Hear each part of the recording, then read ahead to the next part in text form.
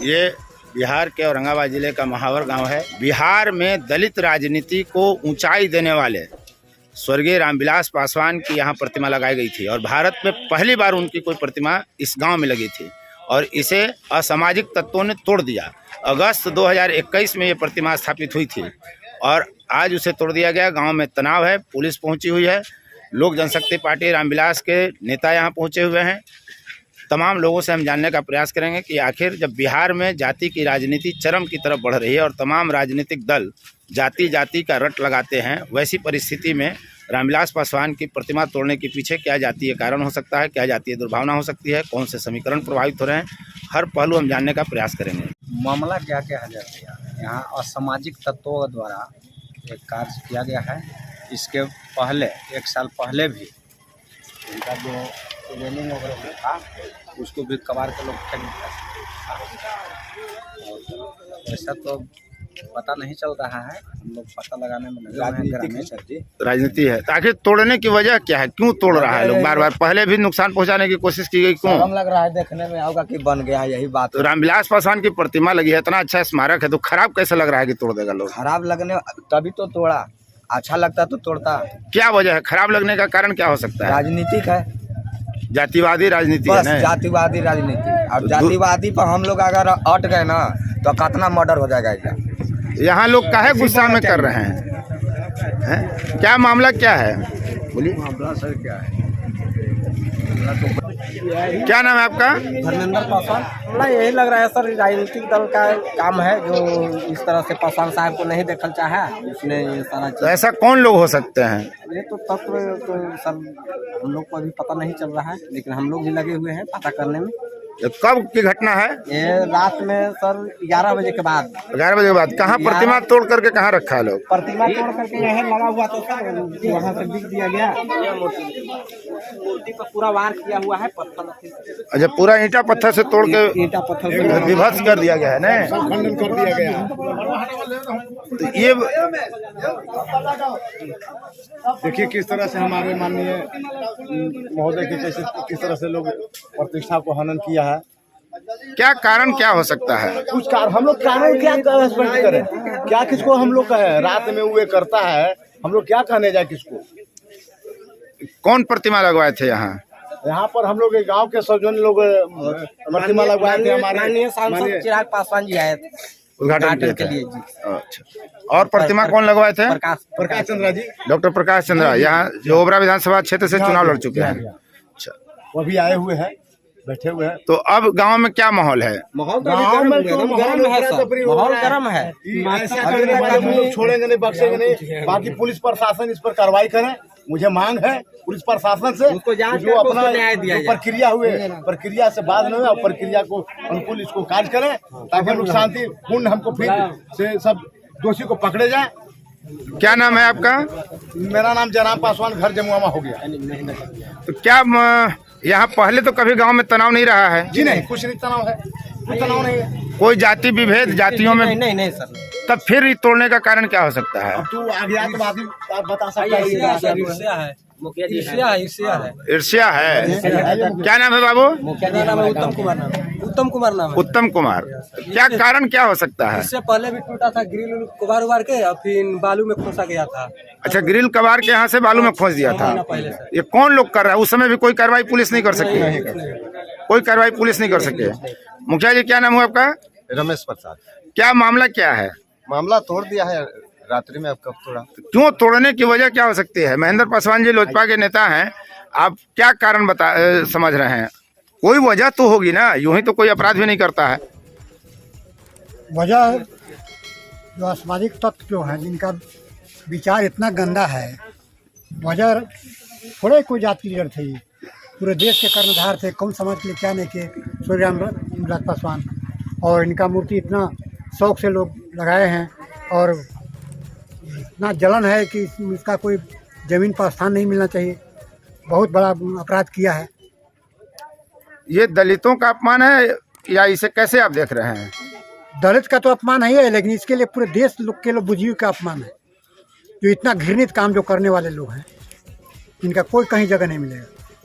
स्वर्गीय रामविलास पासवान की प्रतिमा इसी स्थल पर लगी थी और इस संबंध में लोजपा के प्रदेश उपाध्यक्ष और ओबरा विधानसभा क्षेत्र से चुनाव लड़ चुके डॉक्टर प्रकाश चंद्रा का कहना है कि भारत में पहली बार स्वर्गीय रामविलास बाबू की प्रतिमा इसी स्थान पर लगी थी।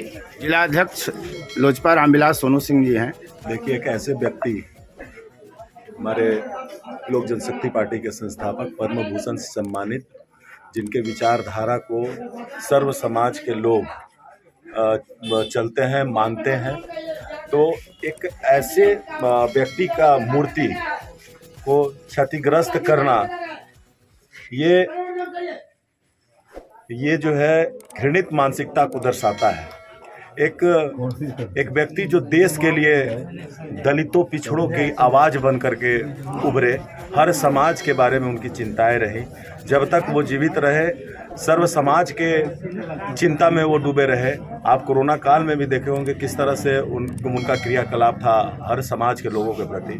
और ऐसे घृणित मानसिकता के लोग जिससे कोई लाभ नहीं, उनके विचारधारा को मानने वाले लोगों को आहत करना, ये बहुत दोषी कौन है और चाहते क्या है दोषियों के विरुद्ध? लेकिन पुलिस प्रशासन से जो भी दोषी हो, हमारे आदरणीय नेता प्रकाश चंद्रा जी अभी पटना से आ गए हैं। सारे लोग हम लोग मिलजुल कर एक विचार किए हैं। हम लोगों का आग्रह है प्रशासन से कि आप 7 दिनों के अंदर कम से कम इस पर उसको ला करके, उस जो अपराधी है जो इस तरह का आपराधिक कृत्य करने का काम किया, उसको ला करके हम लोग के सामने प्रस्तुत करें और आने वाले समय में उसको ऐसी कड़ी सजा दी जाए कि ऐसा घृणित कार्य करने से पहले लोग डरे।